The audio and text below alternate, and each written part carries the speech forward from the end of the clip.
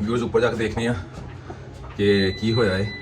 इमरान भाई रात में छत के उत्ते आए सन ते आके कलर करते पे सन ते असीं थल्ले लंगर का इंतजाम करते पे सी। इस वाज ते मैं उत्ते नहीं आया।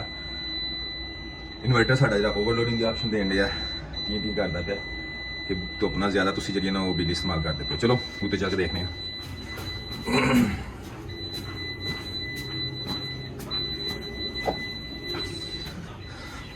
वाह जी वाह, वाह जी वाह, ज़बरदस्त ज़बरदस्त ज़बरदस्त।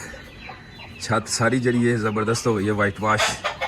देखो व्यूअर्स गंद उपर है वे लेकिन क्लीयर हो जाएगा। इनू ही साफ कर लाँगे। जब वाइट वाश का काम से ओला सारा खत्म हो गया। हूँ साढ़ा सिर्फ काम रह गया है कि असीं इनू वाश करना है, सफाई करनी है। जरा समान सारे एक्स्ट्रा उपर गंद पिया उन्होंने क्लीयर करके सुट देना बाहर। तो तरपाल जी मेन साड़ी चीज़ है ना जी नहीं लगती पई उन्होंने अज अं ला देना जो मर्जी होई है। बाकी अगे आओ तुम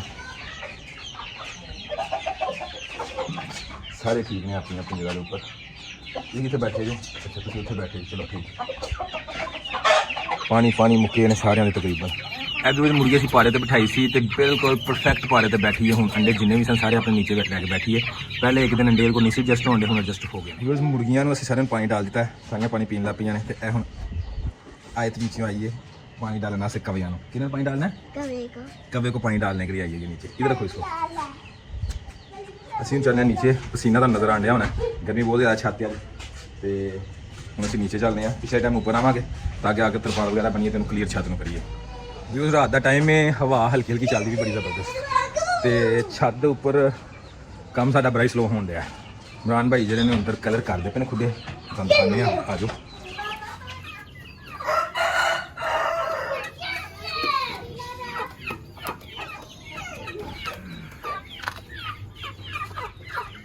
देखो यार कलर हो गए ने, नीचे वाले दो जोड़े ने कलर हो गए ने।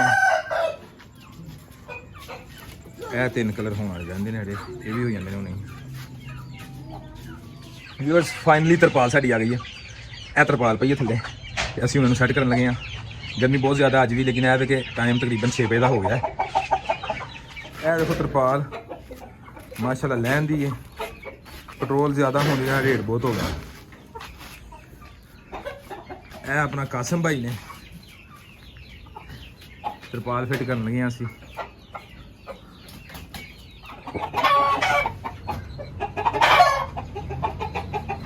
ठीक है ना लंबाई लंबाई सही है। एक साइड पर रख दी फिर लमका ना।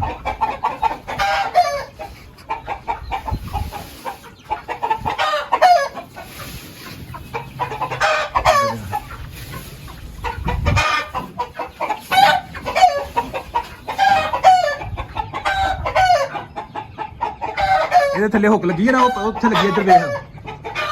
ਉਹ ਹੁੱਕ ਲੱਗੀ ਉਹਦੇ ਥੱਲੇ रस्सी बजी है ना। आहो अब ठीक है। मैं इतने नाल उकर च कर दे। अभी छत पे आ गई। छत पे आ गई आप? किसने बताया आपको मैं ऊपर हूँ? मैंने तो आपसे छुप के ऊपर आया था। आपको कैसे पता चला? तरपाल जी है ना वो एक साइड लग गई है, एक साइड रह गई है, एक साइड बच गई है। बच्चे भी छत मगर आ गए सारे। है पूरा है ठीक है। ये जमीन है एरोशाइल। यह देखो तरपाल की एक साइड जी मुकम्मल हो गई, सारी बच गई। रस्सी लाए थले बच गई है, रस्सी लाया आहो। यह देखो व्यूअर्स तरपाल लग रही है हले। एक साइड तो लग के दूसरी साइड से ऊपर चढ़ा दी है। माशाल्लाह थले कितना जबरदस्त जगह बन गई। ऊपर कासम काम कर रहा है।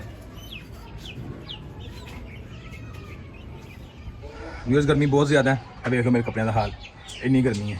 तो तरपाल असीं सारी लगा ली है माशाल्लाह बड़ी ज़बरदस्त फिट हो गई है। कासम हुणे गया है तरपाल का काम सारा खत्म करके। नीचे माशाल्लाह बहुत सुकून है। हुण परिंदे भी खुश हो जाएंगे। यह देखो व्यूअर्स यह हुण तरपाल इस तरह सा फिट की बड़ी ज़बरदस्त मुकम्मल सारा कवर हो गया। फाइनली साड़ी तरपाल जी लग गई है। हुण रह गई सफाई, वो इंशाल्लाह कल करांगे। नैक्सट वीडियो तुहानूं दिखावांगे। खलारा बहुत ज़्यादा छत पे पिया है ठीक है। इन सारे खत्म करांगे।